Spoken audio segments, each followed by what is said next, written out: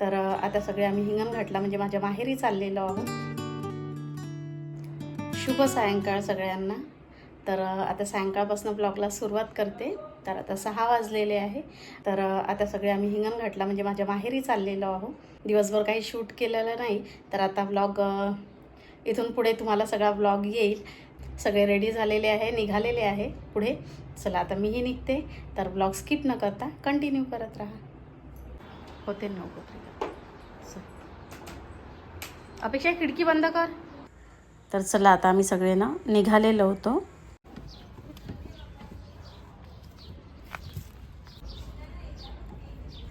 तर आता 6 वाजलेले होते आणि आम्ही सगळे निघालेलो होतो. तर हे ऑफिस वगैरे करून आलेले होते, त्यामुळे जरा उशीर झालेला होता.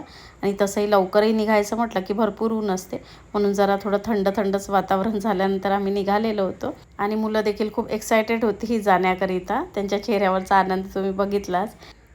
तर साधारण नागपूरपासून ना हिंगणघाट 80 किलोमीटर पडतं, म्हणजे 2 तास वगैरे लागतात. त्याच्यापेक्षा थोडे कधी ट्रॅफिक जर मिळालं नाही तर कमी वेळातही पोहोचतो. मात्र ट्रॅफिक हे मिळतच असतं, त्याच्यामुळे नागपुरातूनच निघता खूप उशीर होऊन जातो. आणि आम्हाला खरंच इथनं म्हणजे नागपुरातूनच निघता खूप उशीर झालेला होता, कारण भरपूर ट्रॅफिक मिळालेलं होतं. कारण आम्ही 6 वाजता निघालेलो होतो, तर त्यावेळेस ऑफिस वगैरे सुटण्याची वेळ असते, त्यामुळे खूप ट्रॅफिक होतं. तर येता ना आम्ही आधी थोडा वेळ जाममध्ये थांबलो होतो. तर इथे कुणाल आलेला होता, त्याला जरा काम होतं, तर त्यालाही घेतलं. आणि त्यानंतर मग आम्ही ना सगळे हिंगणघाटला आलेलो होतो. आणि पप्पा बघा इथे आमची वाट बघतच उभे होते ते. तर चला आम्ही पोहोचलेलो होतो घरी. आणि आल्यानंतर मग मी काहीच शूट वगैरे केलेलं नव्हतं. मग जे काही पुढचं तुम्हाला दिसतं आहे तर ते सगळं सकाळपासूनचा ब्लॉग घेतलेला आहे. तर इकडे मम्मी आणि मोना ना भाजी वगैरे निवडत बसलेल्या होत्या, कारण आता सकाळी कुणालचा टिफिन द्यायचा असतो. तर त्याची सगळी तिची तयारी सुरू होती, म्हणून त्या भाजी वगैरे निवडून घेत होत्या. आणि इकडे आता माझी आंघोळ वगैरे झालेली आहे आणि कुणालही ऑफिसला गेलेला आहे. आणि त्यानंतर मग मम्मीने सगळ्यांसाठी नाश्त्यामध्ये ना पोहे बनवलेले होते. आणि मोना सगळ्यांसाठी मग प्लेटा वगैरे तयार करत होती. तर सगळ्यांना नाश्ता वगैरे दिला. त्यानंतर मग मोना, मी आणि मम्मी आम्ही पण सोबतच मग नाश्ता वगैरे करून घेतला. आणि नाश्ता वगैरे झाल्यानंतर मग लगेच आम्ही सगळा स्वयंपाक वगैरे जो काही करायचा होता तोही पटकन करून घेतला, कारण आम्हाला जरा बाहेर जायचं होतं आता जरा मार्केटला चाललेलो आहोत. तर मी, मम्मी, मोना, अपेक्षा आणि हे आम्ही निघत आहोत. श्रवण आणि सक्षम घरीच आहे. तर चला ब्लॉग स्किप न करता कंटिन्यू करत राहा. कारण आता लग्न म्हटलं की कपडे आणि हे ते शॉपिंग काही संपत नाही. तर आता सगळे आम्ही रेडी झालेलो होतो आणि निघालेलो होतो. तर आधी अपेक्षा म्हणत होती की येते, म्हणून ती तयारही झालेली होती. मात्र मग तिचे फ्रेंड्स आलेले होते खेळण्याकरिता, तर तिचा मूड एकदम चेंज झाला आणि ती म्हणाली की मी आता मम्मी काही येत नाही म्हणून मार्केटला. आणि मुलं आपल्यासोबत येऊन कंटाळून जातात. जर त्यांच्यासाठी काही खरेदी करायची असेल तर त्यांना आवड वाटत असते, नाही तर मग आपल्यासोबत मागे फिरायचं म्हटलं तर कंटाळाही येतो त्यांना. आणि मग ते आपल्यालाही कुठल्या गोष्टी व्यवस्थित घेऊ देत नाही आणि घरी जायचीच त्यांची आपली घाई सुरू असते. आणि तसंही ना बाहेर भरपूर ऊन होतं. तर चला आता आम्ही निघालेलो होतो मार्केटकरिता. तर घरापासून ना साधारण 1.5 किलोमीटर अंतरावर वगैरे ना इथलं जे कपडा मार्केट आहे ते आहे. म्हणजे खूप लांब वगैरे नाही आहे. तर काही साड्यांची वगैरे शॉपिंग करायची होती, अहिराची वगैरे. तर ते सगळं घेण्याकरिता आम्ही इथे आलेलो होतो. तर 1-2 दुकानांमध्ये आम्ही ते सगळी शॉपिंग वगैरे जी काही करायची होती ती सगळी करून घेतली. आणि त्यानंतर मग घरी निघालेलो होतो. आणि घरी आल्यानंतर मग सगळ्यांची जेवणं वगैरे झालीत आमची. आणि त्यानंतर सगळ्यांनी थोडा वेळ आराम वगैरे केला, कारण उन्हातनं आल्यानंतर एकदम थकल्यासारखं वाटत असतं.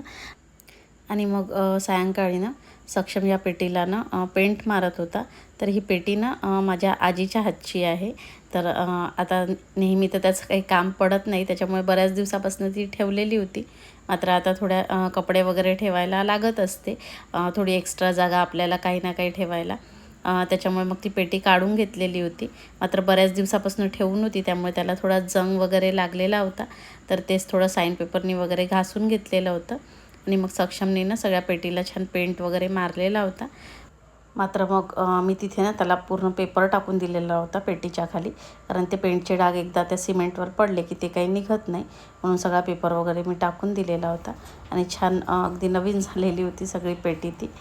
आणि म्हणतात ना की जुनं ते सोनं, तर खरंच आहे. बघा एवढ्या वर्षानंतर ती पेटी आता कामी आलेली होती आणि छान चमकली होती, मस्त पेंट वगैरे मारल्यामुळे ती पेटी, आणि मस्त दिसत होती अगदी नवीन असल्यासारखी.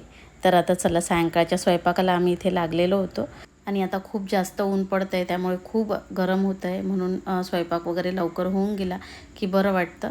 म्हणून मग आम्ही लवकरच सगळा स्वयंपाक वगैरे करून घेतलेला होता. आणि त्यानंतर मग मोना आणि मी ना जरा बाहेर मार्केटमध्ये निघालो होतो. आणि यांना आणि कुणालाही मार्केटमध्ये काम होतं, त्यामुळे ते दोघंही निघालेले होते आमच्यासोबत. मात्र ते दुसरीकडे गेले होते आणि आम्ही इथे जनरल स्टोअरमध्ये आलेलो होतो, कारण जरा काही सामान वगैरे आम्हाला खरेदी करायचं होतं. म्हणूनच सगळा स्वयंपाक वगैरे पण लवकर करून घेतलेला होता, कारण आता एक्स्ट्रा काही आपले कामं असले की मग ते सगळे कामं घरातले वगैरे लवकर झाले की बरे पडतात. म्हणून मग पटापट सगळा स्वयंपाक वगैरे आवरून आम्ही बाहेर पडलो होतो. आता सगळी जी काही थोडीफार खरेदी राहिलेली होती ती करून घ्यायची होती. आणि लग्नघर म्हटलं की एक वेगळीच मजा असते. घरात भरपूर असे कामं असतात छान. तर चला आम्हाला जे काही घ्यायचं होतं ते सगळं आम्ही घेतलं. आणि मला हिंगणघाटात खरंच सांगते, मला शॉपिंग करायला खूप आवडते. म्हणजे अगदी मम्मीच्या घरून निघालं की अगदी सगळे म्हणजे दुकानं वगैरे खूप जवळ आहे तिथे, त्यामुळे खूप लांब लांब जाण्याची वगैरे काही गरज पडत नाही. तर चला आता आम्ही घरी आलेलो होतो आणि घरी आल्यानंतर मग आमची जेवणं वगैरे ना झाली सगळी. त्यानंतर मग जे काही थोडंफार पत्रिकांचं काम वगैरे होतं, म्हणजे कुणाला पत्रिका गेलेल्या आहे, कुणी बाकी आहे का वगैरे, ते सगळं चेक करणं आमचं सुरू होतं. आणि कुणाला फोन वगैरे करायचे आहे तर ते सगळं करत होतो. कुणाला व्हॉट्सअप मेसेज करायचे होते, तर तेच सगळी आमची कामं सुरू होती.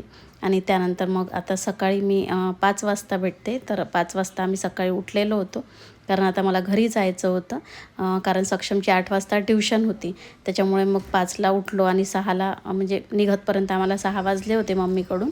आणि खरंच सांगते, आता घरी जायची तर अजिबात इच्छा होत नव्हती, कारण आता इथे सगळं लग्नाची धावपळ, लग्नाची कामं वगैरे सुरू होती. तर मात्र आता पर्याय नव्हता, येईल लवकरच मी.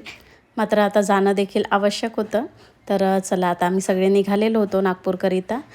तर असा होता माझा सगळा व्लॉग, जो की मी थोडक्यामध्ये तुमच्यासोबत शेअर केला. तर आजचा व्लॉग तुम्हाला कसा वाटला नक्की कॉमेंटमध्ये सांगा, आणि आवडला असल्यास लाईक करायला अजिबात विसरू नका.